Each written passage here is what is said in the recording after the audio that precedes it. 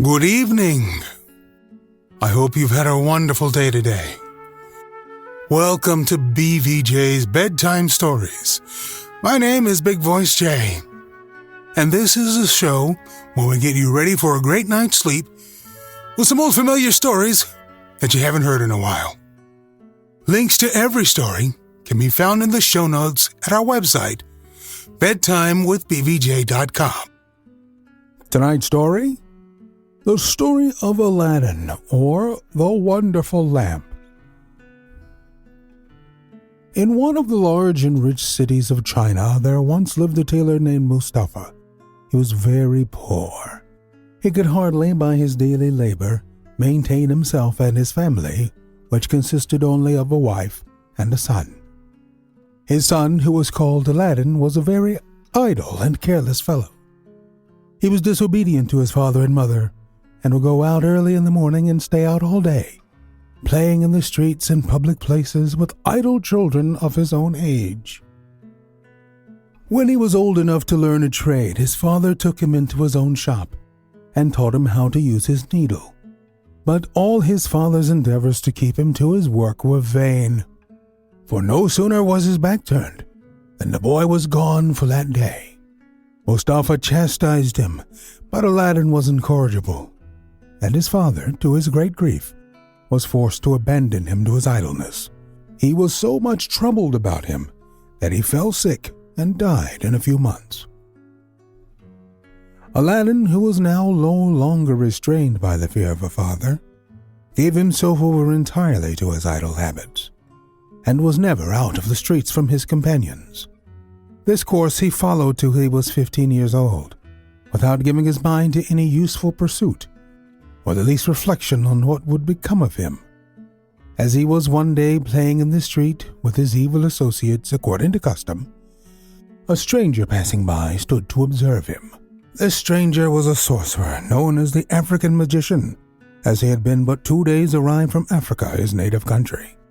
The African magician, observing in Aladdin's countenance something which assured him that he was a fit boy for his purpose, inquired his name and history of his companions. When he had learned all he desired to know, he went up to him, and taking him aside from his comrades, said, "Child, was not your father called Mustafa the tailor?" "Yes, sir," answered the boy, "but he has been dead a long time." At these words, the African magician threw his arms around Aladdin's neck and kissed him several times, with tears in his eyes, saying, "I am your uncle.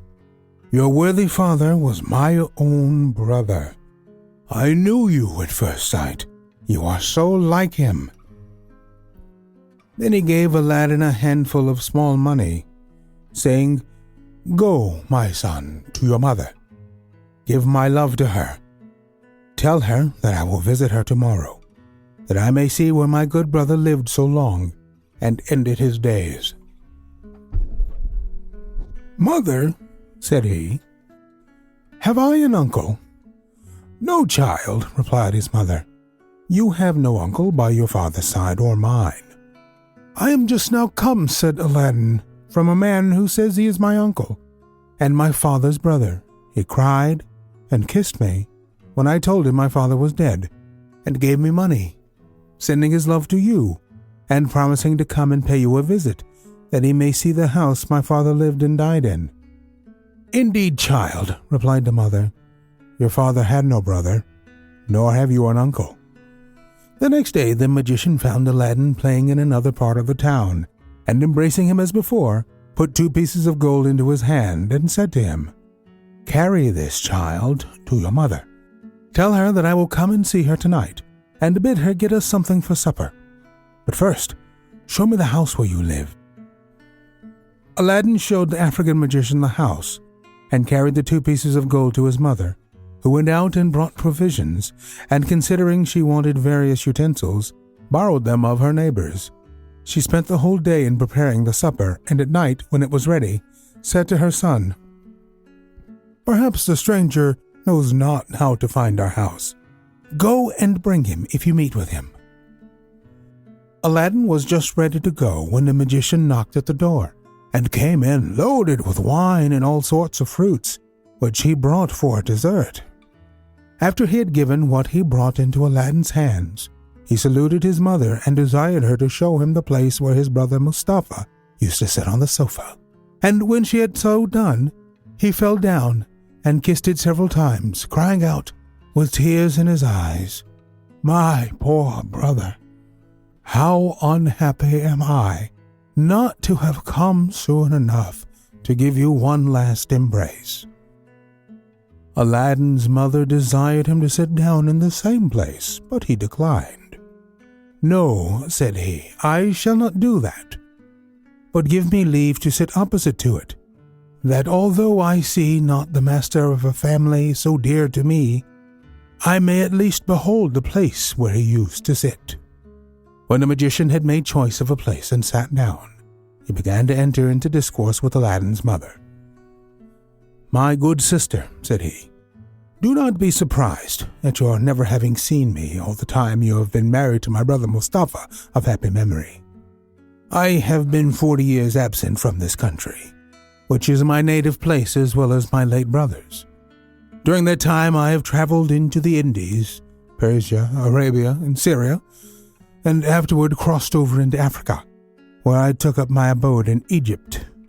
At last, as it is natural for a man, I was desirous to see my native country again and to embrace my dear brother. Finding I had strength enough to undertake so long a journey, I made the necessary preparations and set out. Nothing ever afflicted me so much as hearing of my brother's death. But God be praised for all things. It is a comfort for me to find, as it were, my brother in a son, who has his most remarkable features." The African magician, perceiving that the widow wept at the remembrance of her husband, changed the conversation, and turning toward her son, asked him, "What business do you follow? Do you have any trade?" At this question the youth hung down his head, and was not a little abashed when his mother answered, "Aladdin is an idle fellow. His father, when alive, strove all he could to teach him his trade, but could not succeed. And since his death, notwithstanding all I can say to him, he does nothing but idle away his time in the streets, as you saw him. Without considering he is no longer a child, and if you do not make him ashamed of it, I despair of his ever coming to any good. For my part, I am resolved, one of these, to turn him out of doors and let him provide for himself." After these words, Aladdin's mother burst into tears, and the magician said, "This is not well, nephew. You must think of helping yourself and getting your livelihood. Any sorts of trades? Perhaps you do not like your father's, and would prefer another. I will endeavor to help. If you have no mind to learn any handicraft, I will take a shop for you, furnish it with all sorts of fine stuffs and linens, and then, with the money you make of them, you can lay in fresh goods and live in an honorable way. Tell me freely what you think of my proposal. You shall always find me ready to keep my word." This plan just suited Aladdin, who hated work. He told the magician that he had a greater inclination to that business than to any other, and that he should be much obliged to him for his kindness. "Well then," said the African magician, "I shall carry you with me tomorrow, clothe you as handsomely as the best merchants in the city, and afterward we will open a shop as I mentioned." The widow, after his promise of kindness to her son, no longer doubted that the magician was her husband's brother. She thanked him for his good intentions, and after having exhorted Aladdin to render himself worthy of his uncle's favor, she served up supper, at which they talked of several indifferent matters, and then the magician took his leave and retired. He came again the next day, as he had promised, and took Aladdin with him to a merchant, who sold all sorts of clothes for different ages and ranks, ready-made, and a variety of fine stuffs, and bade Aladdin choose those he preferred, which he paid for. Found himself so handsomely equipped, he returned his uncle thanks, who thus addressed, "As you are soon to be a merchant, it is proper you should frequent these shops and become acquainted with them." He then showed him the largest and finest mosques, carried him to the khans, or inns where the merchants and travelers lodged, and afterward to the Sultan's palace, where he had free access, and at last brought him to his own khan, where, meeting with some merchants he had become acquainted with since his arrival, he gave them a treat to bring them and his pretended nephew acquainted. This entertainment lasted till night, when Aladdin would have taken leave of his uncle to go home.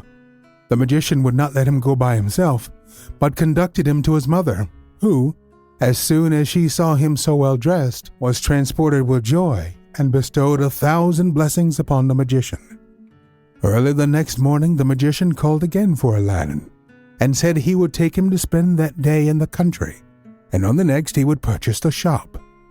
He then led him out at one of the gates of the city to some magnificent palaces, to each of which belonged beautiful gardens, into which anybody might enter. At every building he came to, he asked Aladdin if he did not think it fine, and the youth was ready to answer when anyone presented itself, crying out, "Here is a finer house, uncle, than any we have yet seen." By this artifice the cunning magician led Aladdin some way into the country, and as he meant to carry him farther, to execute his design, pretending to be tired, he took an opportunity to sit down in one of the gardens, on the brink of a fountain of clear water which discharged itself by a lion's mouth of bronze into a basin. "Come, nephew," said he, "you must be weary as well as I. Let us rest ourselves, and we shall be better able to pursue our walk." The magician next pulled from his girdle a handkerchief with cakes and fruit, and during this short repast he exhorted his nephew to leave off bad company, and to seek that of wise and prudent men, to improve by their conversation. "For," said he, "you will soon be at man's estate, and you cannot too early begin to imitate their example." When they had eaten as much as they liked, they got up and pursued their walk through gardens separated from one another only by small ditches, which marked out the limits without interrupting the communication. So great was the confidence the inhabitants reposed in each other. By this means the African magician drew Aladdin insensibly beyond the gardens, and crossed the country till they nearly reached the mountains.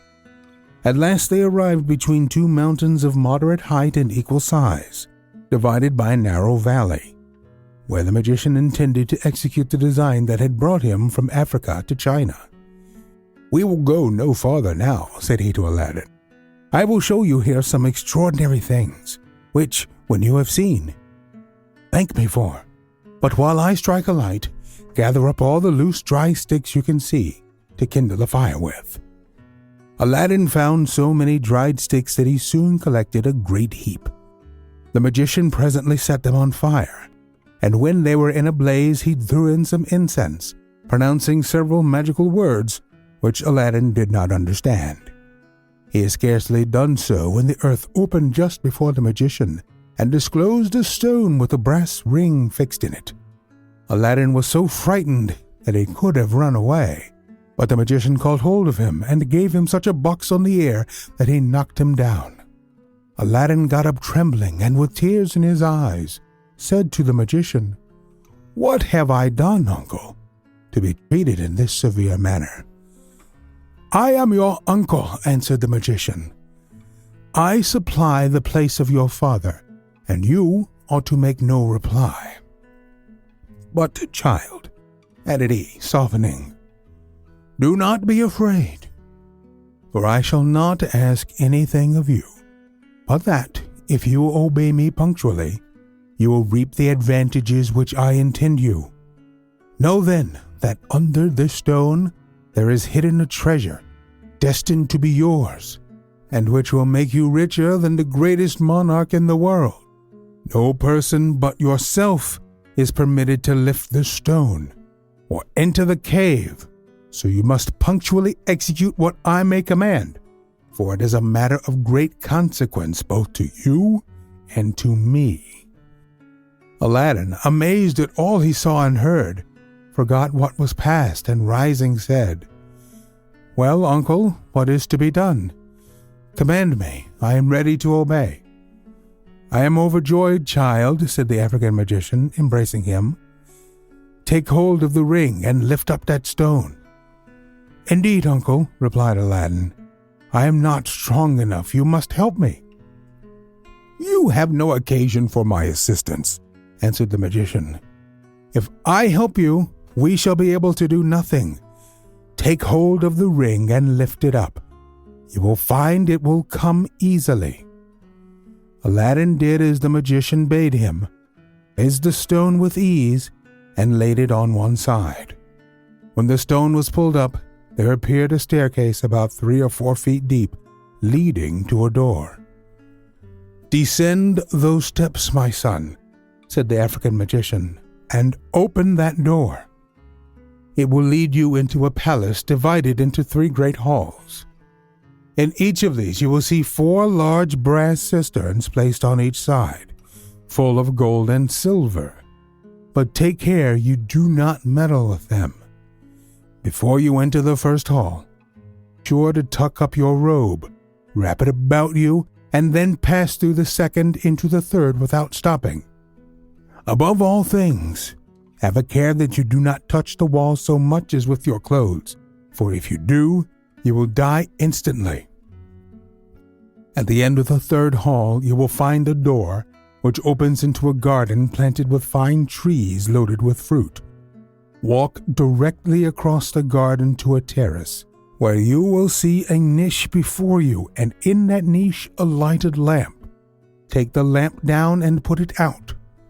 When you have thrown away the wick and poured out the liquor, put it in your waistband and bring it to me.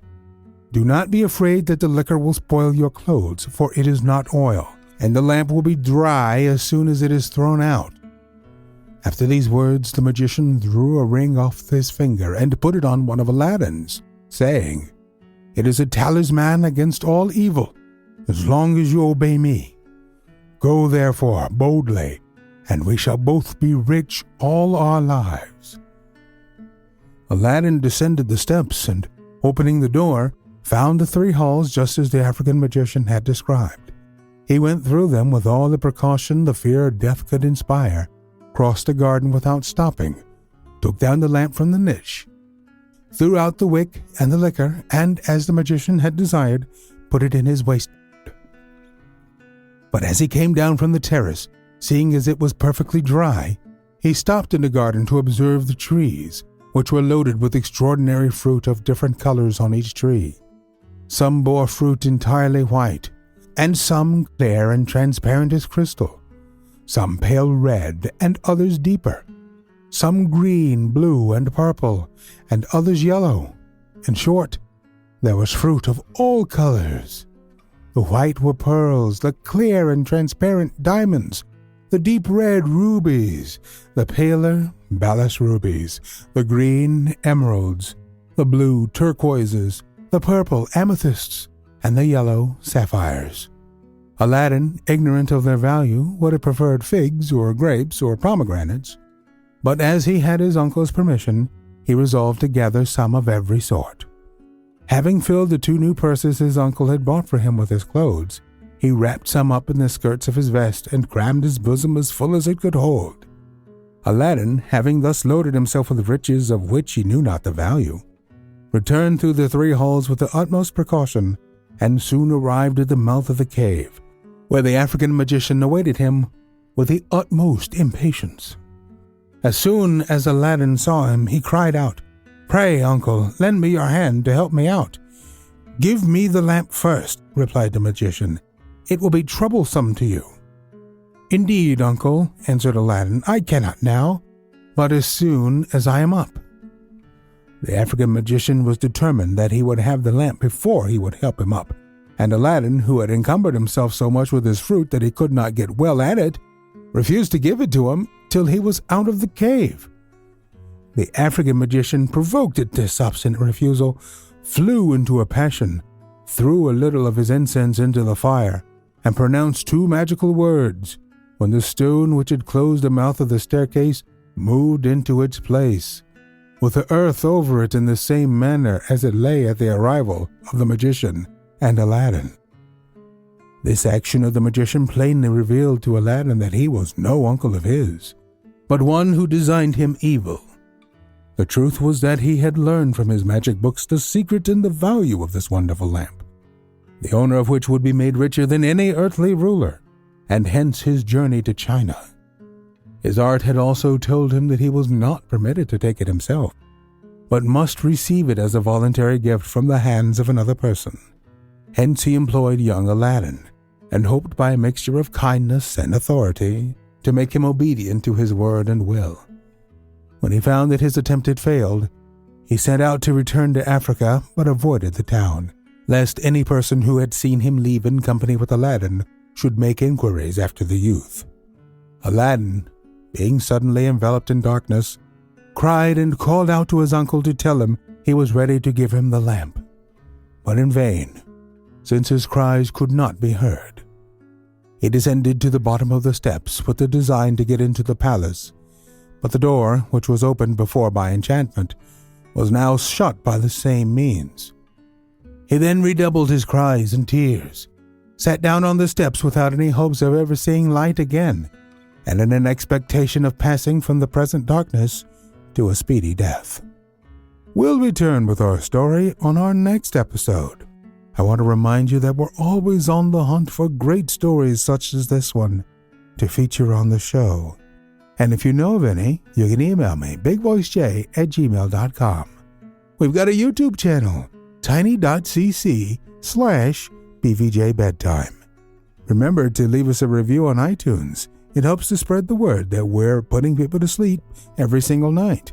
And if you'd like to support the show, there's a Buy Me a Coffee link on every single page and post. Thank you so much for listening. Good night. Diamond Club hopes you have enjoyed this program.